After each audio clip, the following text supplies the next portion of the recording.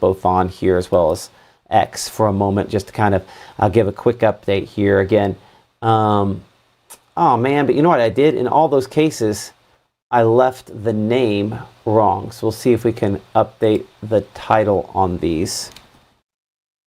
So this would be 3 a.m. on both of these. Give me a moment. So I messed that up, so hopefully that will, I don't think that changes it after the fact, but we'll see. There we go.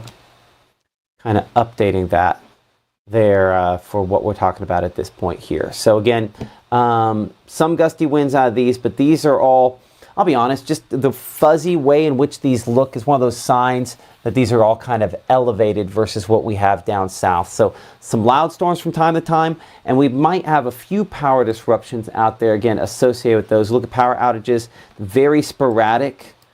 We'll bring it in kind of the latest moment here, looking at right now. And again, when we kind of check out the number of power outages, they're just rather unimpressive. I mean, a few people, a few rogue, wind gusts causing issues there. Nothing of significance up here in the northern part of the state. So I'll zoom back out here. Again, things more substantial down south, especially going far southwest Mississippi, where you have, again, a greater quantity of power outages there. Most locations, those numbers aren't super high. Check actual numbers there. And again, about 1,000 folks down there, southwest, the case. So yeah, there are some spots where there are greater numbers. Certainly you can tell where they are greatest. And honestly, some of what you're looking at there is, again, that tornado watch that does remain in effect for locations back to the southwest. You can see there, Franklin, Mississippi, an example, a lot of spots down there until 4 o'clock in the morning. So the headlines, this. While we do, again, have some precipitation out there, we have had some tornado warnings down south Mississippi. Most of what we have here in the northern part of the state is well below severe limits, what we call elevated storms. So no real threat of tornadoes or severe weather out of what we're seeing here. It's just 3 a.m. We're not interrupting any programming. Figured we come on, just kind of give you a little update there. So I don't want to imply too much. Some people read too much into the suspenders here. Lane wants to know, safe to sleep in Starkville? Absolutely. Go to sleep in Starkville. I'm going to turn this down and turn this off here in just a moment because of that there. But yes, you're good to go here in the northern part of the state.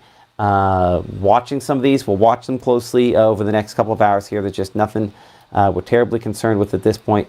As I switch this over to the site down there out of Jackson, certainly farther south, greater concern. Where you see these purples on there, that's actually flash flood warnings that are in effect for those locations because of the heavy rainfall associated with that. So we do have some flash flood warnings down there. Just a sign of how much rainfall we've seen. In fact, just checking kind of the rainfall amounts while we're, at least talking about it there. 24-hour rainfall totals for some spots. Yeah, this is the concern there. When you have 24-hour rainfall totals that are, say, 6 inches or greater, that's going to cause some problems, right? We kind of check out those spots. You can get some ideas there. Bring it back up here to the northern part of the state. And as we do, you'll see that the amounts are not quite as impressive, thankfully. We don't want them to be that impressive. It's still 3 to 4 inches there in Choctaw County over the last 24 hours. 2 to 3 back toward around the Macon area. So as we kind of wrap things up again, this is just a brief little update here. Tornado watch does continue down in South Mississippi. But up here in North Mississippi, it's shots like this one here in the Tupelo area, which is just cloudy and rainy.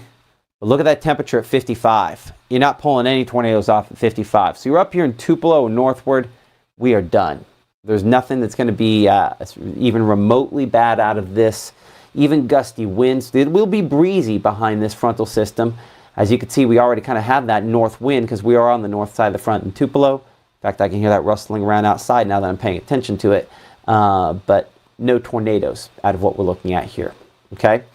Our next live broadcast will be at 6 p.m. and unless something dramatically kind of changes related to what we're dealing with here, we'll see you at 6 p.m. again here in the Room to Room Weather Center, 10 p.m. Our meteorologist Gabe Maynor on at both of those time periods there. Warning you first, keeping you safe from any issues, but obviously cold weather becomes a story after this. We'll see you then.